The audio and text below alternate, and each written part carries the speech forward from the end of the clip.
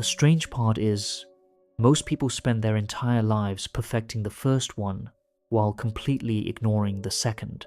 You learned it slowly, not in one moment, but over years, through approval, through rejection, through subtle signals that told you who you should be. Be quieter, be stronger, be smarter, be likable, be acceptable. And without realizing it, you began to edit yourself. Not completely, just enough to fit, just enough to be accepted, just enough to survive. And that edited version of you became your identity, your personality, your self. But what if that self is not real? What if the person you think you are is actually a carefully constructed mask, a version shaped not by truth, but by expectation? Because the most dangerous illusion is not the one others believe about you. It is the one you believe about yourself. And here is the unsettling truth. The false self does not feel fake. It feels normal. It feels natural.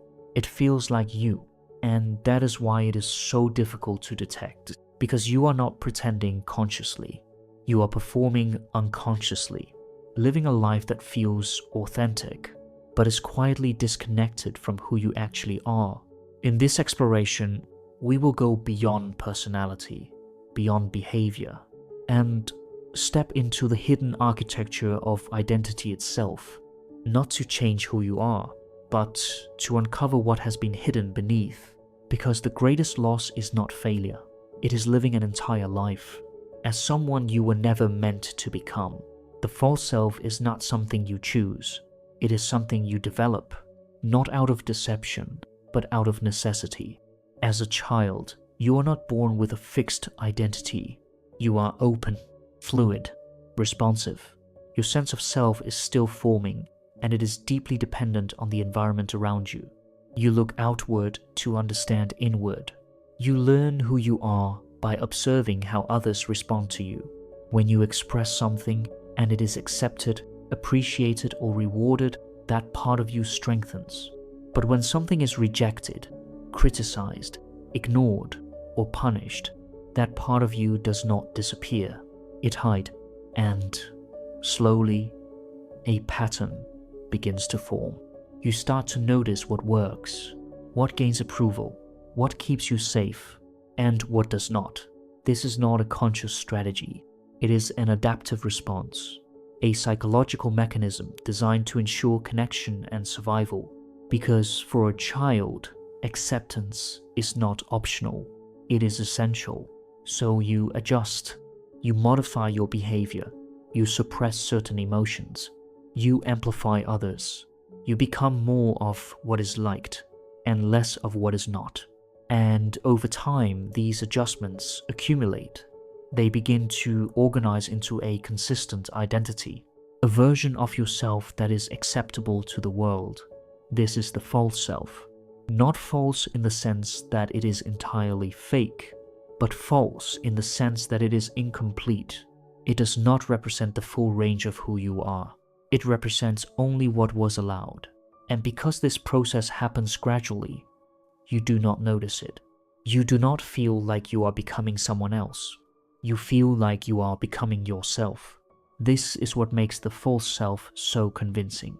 It is built slowly, over years, through repetition, reinforcement, and emotional necessity. And by the time you reach adulthood, it feels natural, it feels stable, it feels real. But beneath that stability, there is something missing. A quiet tension, a subtle sense that something is not fully aligned. You may not be able to name it, but you can feel it in moments of silence, in moments of solitude, in moments where there is no one to perform for, because the false self depends on an audience. It exists in relation to others, and when that audience disappears, so does the certainty of who you are. And this is where the first cracks begin to appear. Not as a crisis, but as a question. Who am I when no one is watching? The most dangerous aspect of the false self is not that it hides the truth, it is that it feels like the truth. You do not wake up one day and decide to pretend. You do not consciously choose to become someone else. Instead, the mask becomes integrated, seamlessly, effortlessly, until there is no clear boundary between who you are and who you have learned to be. You speak in ways that feel natural. You react in ways that feel automatic. You make choices that feel like your own. And yet, beneath that sense of authenticity, there is a subtle dependency, because the full self is not self-sustaining. It requires validation. It requires feedback. It requires confirmation from the outside world. You feel good when you are accepted. You feel stable when you are understood. You feel valuable when you are appreciated. But when that feedback is absent, something begins to collapse. Doubt, insecurity, confusion, because the identity you are relying on is not anchored internally. It is anchored externally, and this creates a fragile sense of self, one that appears strong but is easily disrupted. This is why people with a strong false self often experience a deep fear of rejection, not because rejection is painful, but because it threatens their identity. If others do not accept you, then who are you? And so you continue to adapt. You refine the mask. You become more precise, more controlled, more aligned with expectations. But the more perfect the mask becomes, the further you move away from what is real. And this distance is not always obvious. Sometimes it appears as success, achievement, recognition. You become what others admire, what others respect, what others expect. And yet, internally, there is a disconnect, a sense that something is missing, not dramatically, not painfully, but persistently, a quiet emptiness that cannot be filled by external validation, because what is being validated is not your true self.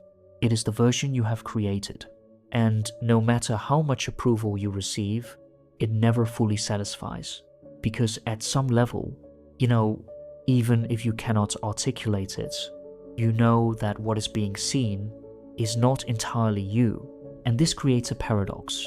The more you are accepted, the less you feel known. The more you are praised, the less you feel understood, because the connection is not happening with your real self. It is happening with the mask.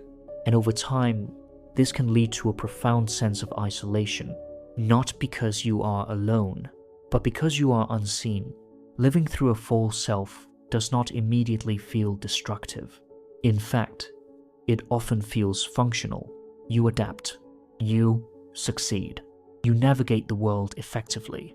But the cost is subtle and cumulative. It builds over time, quietly, until one day it becomes impossible to ignore.